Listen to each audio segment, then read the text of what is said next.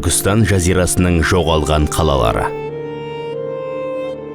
Көне қалалардың ізі мен белгілері әлі күнге дейін сақталған.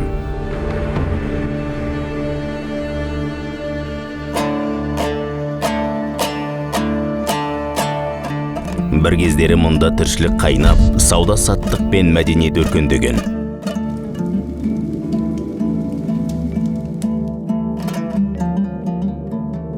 Осындағы әрбір тас, әрбір қыш сынығы көне заманның ұлы қалалары жайлы сыр шертеді.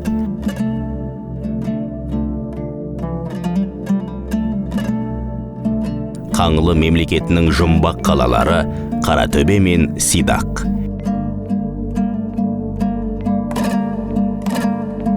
Екі мың жыл бұрын дәуірлеген мемлекеттің шежіресі осында сақтаулы. 740 жылы араб әскері өрт қойып, түгел жойып жіберген Сидақ қаласының қайғылы тағдырының белгісін әлі де табуға болады. Сауран кез келген жауға қарсы тұрған берік қамал.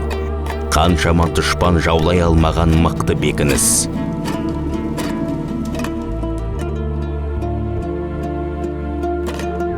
Аңызға арқау болған, даму деңгейі және ұлылығымен тәнті еткен қала.